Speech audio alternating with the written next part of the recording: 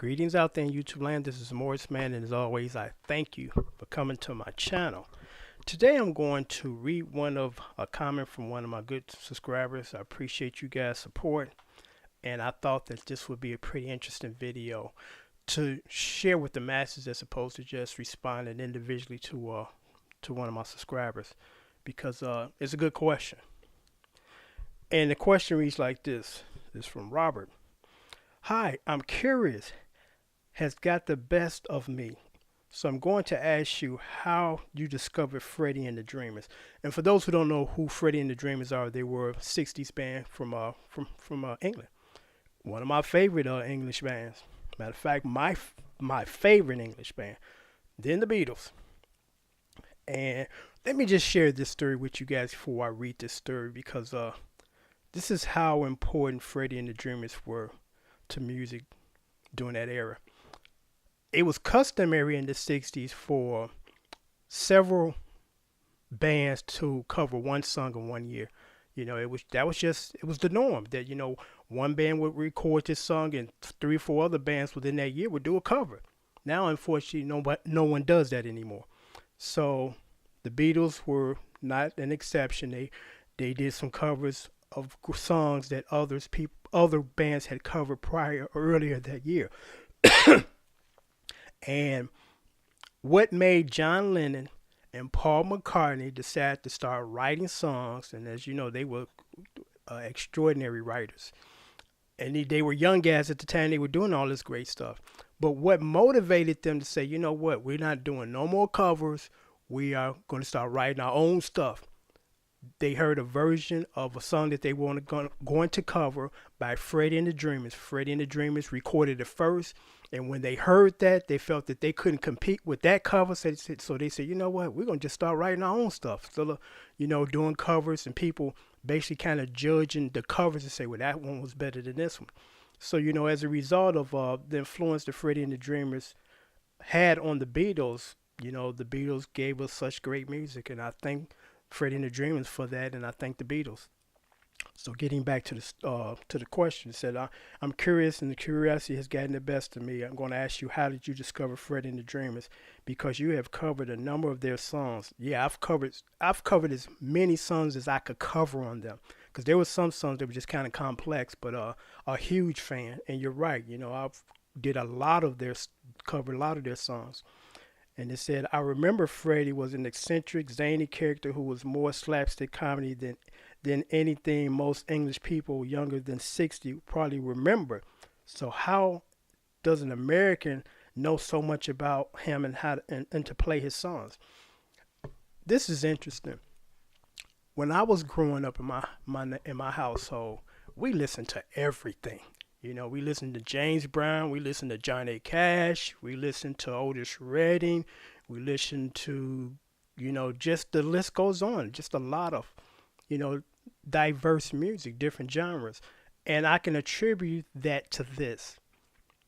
And I'm dating myself here. There was a company called Columbia Record Club, and they since no longer exist.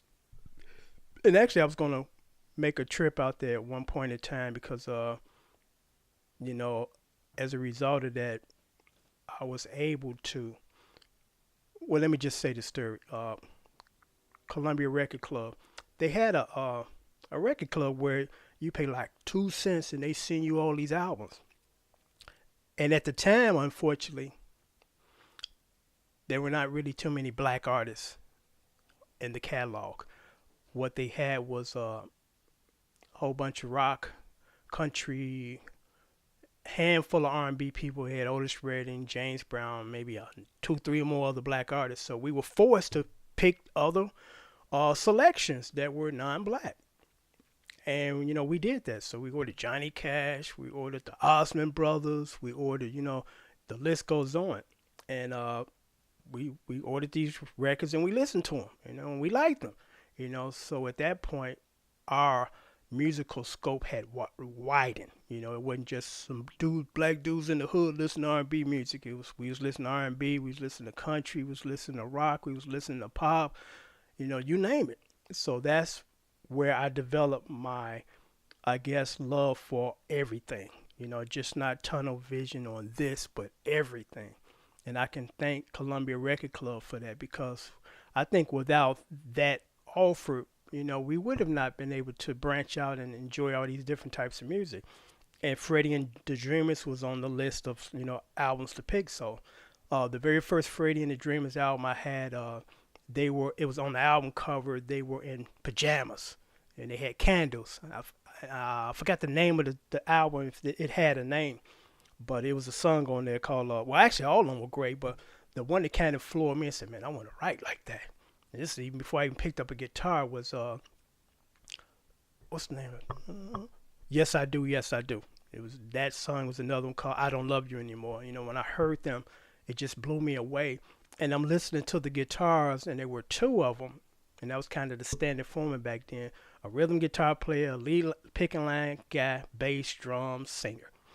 And I'm listening to how the guitar players were complimenting each other and not clashing. Because a quick story, when I was in this one band, the bass player brought in another guitar player. So he came in and started rehearsing with us. And basically what he was doing was just playing the same chords that I was playing. I'm like, what is the purpose of that? So I just sat and said, I'm going to play an octave above you so we can at least complement each other and not just play the same thing. And at that time, I kind of realized that I had I guess, a keen detail for arrangements, as far as this should be here, let's put this here, this works with this, you know. And that was one of the things that I learned from listening to Freddie and the Dreamers songs, were the arrangements and how the guitar players complemented each other and they never clashed or were doing the same thing at the same time. You know, so that's the answer to your question, Robert. We grew up listening to everything, you know, and when I heard Freddie and the Dreamers, just fell in love with that group. I thought Freddie Garrity had a beautiful voice, and he would definitely be included in the list, on my list of, if I could sing, this is one of the guys I would like to sing like. He was one. Off the top of my head, R. Kelly was one. The Gap Band, Charlie Wilson, the lead singer for GQ, you know, all those guys to me had beautiful voices. And I was like, man, if I could sing, and Rick James, of course, I would like to sound like one of those guys. You know, so there you have it. I thought, you know, I would post this video for everybody to, you know, hear my response as far as, you know, where did you get your vast amount of music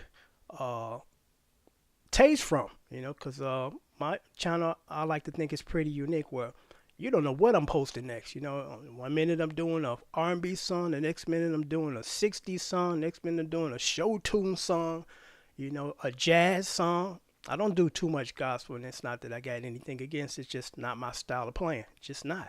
The majority of gospel stuff, for the guitar players, you're picking lead lines. The keyboard or the organ is holding down the fort, and you just kind of sprinkling feels around the keyboard player. You know, so if you're a keyboard player, you definitely want to, take part in certain styles of music that keyboard is pretty heavy. You know, and I'm sure that a lot of guys that play keyboard do a lot of gospel, because there's a lot of keyboard work in gospel songs, but you know, there's not a lot of guitar work going on in those gospel songs, other than, again, picking lead lines and just little riffs here and there. But I'm going to sign off. I hope that this video has been interesting. And until next time, take care. And again, thank you guys for your support. Thank you, Robert, for this good question, because this is a pretty good question. So until next time, take care.